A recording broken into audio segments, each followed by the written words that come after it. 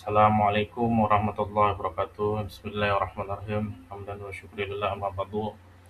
Pada kali ini kita akan belajar bersama-sama mengenai tentang tantangan implementasi Pancasila di era globalisasi. Pada materi ini mengeksplorasi bagaimana Pancasila sebagai dasar negara dan sumber nilai bersama menghadapi tekanan dan peluang di tengah arus globalisasi yang cepat, dari pengaruh budaya asing dan revolusi digital hingga ancaman radikalisme dan korupsi. Tujuannya yaitu mengidentifikasi tantangan utama, menilai dampak teknologi, dan menyusun arah strategis untuk penguatan implementasi Pancasila dalam kehidupan berbangsa dan bernegara. Era globalisasi yaitu di mana era peluang dan ancaman bagi Pancasila. Yang pertama itu ada peluang penyebaran nilai lewat digital. Platform digital dan media sosial memungkinkan kampanye nilai Pancasila yang luas, interaktif, dan struktur dan terukur, dari materi pendidikan hingga gerakan sosial yang mendorong gotong royong dan toleransi. Yang kedua, ada ancaman erosi identitas lokal, yaitu masuknya budaya asing dan tren konsumsi global dapat menggeser prioritas nilai lokal, melemahkan praktek tradisional yang rasa kebangsaan jika tidak diimbangi upaya pelestarian budaya. Yang ketiga, perubahan sosial atau individualisme. Individualisme yang dipacu gaya hidup digital menantang nilai kolektif seperti solidaritas dan musyawarah, fondasi penting Pancasila untuk persatuan dan keadilan sosial. Kesimpulannya,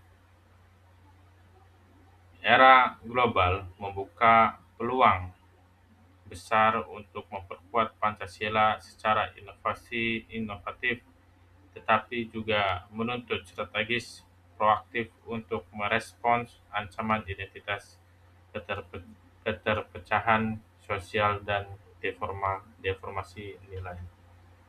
Nah, ada 10 tantangan. Ada 10 tantangan Pancasila di era globalisasi. Yang pertama itu pengaruh budaya asing, yang kedua individualisme, yang ketiga korupsi, nepotisme, kolusi, dan yang keempat ada ujaran kebencian dan radikalisme, yang kelima ada konsumerisme dan penyimpangan moral, yang keenam ada disinformasi, ketujuh ketimpangan ekonomi, kedelapan tantangan pendidikan nilai, sembilan fragmentasi politik dan sosial, dan yang ke-10 tantangan regulasi digital. Setiap tantangan saling terkait dan memerlukan solusi lintas sektor yang sistemik, dari kebijakan publik hingga inovasi pendidikan dan kampanye budaya. Dampak teknologi dan media sosial itu peran media sosial. Media sosial bisa mempercepat penyebaran nilai Pancasila melalui konten edukatif dan gerakan kolektif. Namun, platform yang sama juga mempercepat ujaran kebencian, hoax, dan radikalisme. Pengaruh pada perilaku sosial yaitu gaya hidup digital mengubah cara berinteraksi. Lebih sedikit pertemuan tatap muka, potensi melemahnya gotong royong, dan normalisasi konsumtif. Rekomendasi singkat yaitu kembangkan literasi digital berbasis nilai, siapkan kebijakan platform yang mendorong dialog konstruktif, dan gunakan teknologi untuk memperluas jangkauan pendidikan karakter. Upaya memperkuat implementasi Pancasila, yang pertama itu ada revitalisasi pendidikan Pancasila, yang kedua kolaborasi mutu sektor, yang ketiga penguatan regulasi dan penegakan hukum, yang keempat pemanfaatan media digital kreatif. Nah, langkah-langkah ini saling melengkapi. Pendidikan membentuk budaya, regulasi menjaga ruang publik, dan kolaborasi memastikan skala dan keberlanjutan inisiatif. Kesimpulannya, Pancasila sebagai fondasi bangsa di era modern. Pancasila tetap relevan sebagai panduan moral, politik, dan sosial.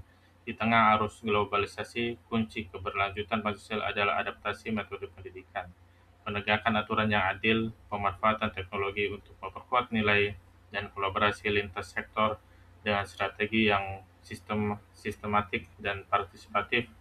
Pancasila dapat memperkuat identitas sosial, menjaga persatuan, dan mewujudkan keadilan sosial untuk seluruh rakyat Indonesia. Mungkin segitu saja yang dapat saya sampaikan, kurang lebihnya mohon maaf. Assalamualaikum warahmatullahi wabarakatuh.